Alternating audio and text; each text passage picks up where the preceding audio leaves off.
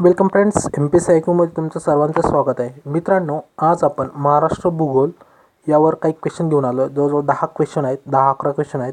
यावर प्रश्न पाहणार आहोत, ॲन्सर पाहणार आहोत आणि असणार त्यावरचं स्पष्टीकरणसुद्धा पाहणार आहोत. त्याच्यामुळं हा व्हिडिओ तुम्ही कंप्लीट पहा, जेणेकरून तुम्हाला हा टॉपिक पूर्णपणे समजेल. तर पहा, पहिला प्रश्न, महाराष्ट्रातील खालीलपैकी कोणत्या प्रदेशात सर्वाधिक प्रमाणात जंगल व वन्य प्राणी आहेत? पर्याय बघा, कोकण, दुसरा मराठवाडा, तिसरं उत्तर महाराष्ट्र, चौथा आहे विदर्भ. याचं जे आन्सर आहे मित्रांनो ते आहे विदर्भ. तर बघा, विदर्भ तुम्हाला मॅपमध्ये दाखवलेलं आहे समोर. बघा, जवळजवळ 11 जिल्हे यामध्ये येतात. त्यामध्ये जिल्हे बघा कोणकोणते आहेत: बुलढाणा, अकोला, वाशिम, अमरावती, यवतमाळ, वर्धा, नागपूर, चंद्रपूर, भंडारा, गोंदिया आणि गडचिरोली असे जवळजवळ 11 जिल्हे यामध्ये येतात. ध्यानात ठेवा, महाराष्ट्रात खालीलपैकी म्हणजे सर्वाधिक प्रमाणात जंगल व वन्य प्राणी कुठे आहेत? तर विदर्भात आहेत. व काय आहेत तर तिथे सुद्धा जास्त प्रमाणात जे नॅशनल पार्क आहेत ते सुद्धा तिथेच आहेत.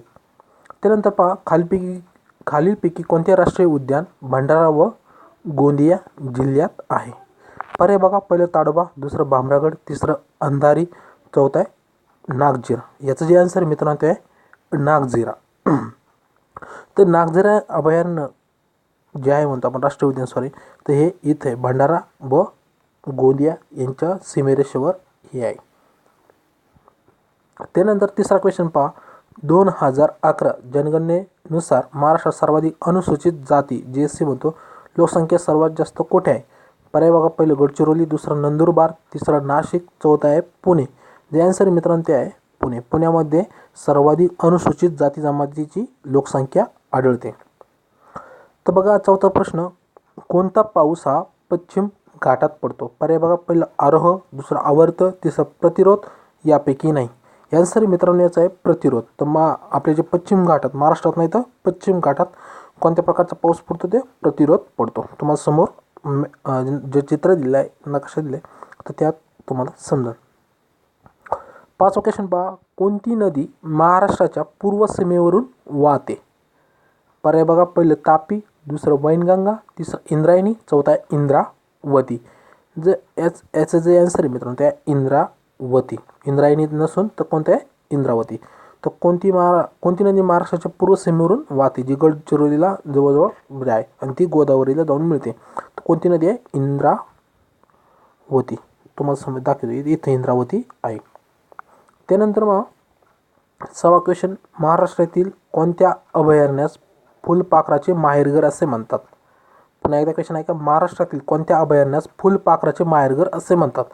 पर्याय बघा, पहिलं गोगामल, दुसरं बोरविली, तिसरं चांदोली, चौथा आहे ताडोबा. याचं जे आन्सर मित्रांनो 3 नंबरचं जे चांदोली अभयारण्य हे काय आहे? फुलपाखराचे माहेरघर म्हणून सुद्धा ओळखलं जातं. चांदोली जे अभयारण्य आहे मित्रांनो ते आहे इथे बघा, हे जवळजवळ सांगलीला खेटूनच आहे. लक्षात ठेवा, चांदोली अभयारण्य आहे हे फुलपाखराचे माहेरघर सुद्धा म्हटलं जातं आणि हे टायगर रिझर्व सुद्धा आहे. त्यानंतर 7वा क्वेश्चन बघा, महाराष्ट्रातील एकमेव सागरी अभयारण्य कोणत्या जिल्ह्यात आहे? पुन्हा एकदा आहे का, सागरी अभयारण्य विचारले आपल्याला. तर महाराष्ट्रातील एकमेव सागरी अभयारण्य कोणत्या जिल्ह्यात आहे? पर्याय बघा, पहिले रत्नागिरी, दुसरं रायगड, तिसरं आहे सिंधुदुर्ग, चौथा आहे पालघर. याचं जे आन्सर मित्रांनो ते 3 नंबरचं सिंधुदुर्ग. जे मालवण आहे ते महाराष्ट्रातील एकमेव असं सागरी अभयारण्य आहे. ते कुठे दाखवतो तुम्हाला? तर हे आहे मालवण इथं. ते सिंधुदुर्ग जिल्ह्यामध्ये मोडतं. आपल्याला जिल्हा विचारला इथं. त्यानंतर 8वा क्वेश्चन, चंद्रपूर जिल्ह्यात डॅश डॅश ही 2 औष्णिक विद्युत केंद्र आहेत. औष्णिक म्हणजे जे कोळसावर चालणारे बघा विद्युत केंद्र आहेत. तर पर्याय बघा, कोराडी व खापरपेडा पहिले, दुसरं दुर्गापूर व बल्लारपूर, तिसरं आहे तुर्भे व चोला, चौथा आहे पारस व परळी. आन्सर मित्रांनो ते 2 नंबरचं दुर्गापूर व बल्लारपूर. हे काय, हे 2 औष्णिक विद्युत केंद्र कुठे आहेत? चंद्रपूर जिल्ह्यात आहेत. त्यानंतर 9वा क्वेश्चन, महाराष्ट्रात एकूण किती आदिवासी जमाती आहेत? JST म्हणतो आपण, ST नाही, अनुसूचित जमाती नाही विचारलं तर आपल्याला आदिवासी जमाती विचारले. पर्याय बघा, पहिलं 42, दुसरं 47, तिसरं 42, चौथं 61. डबल 42 झालं ॲक्च्युली. त्याचे आन्सर मित्रांनो ते 2 नंबरचं जे आहे 47.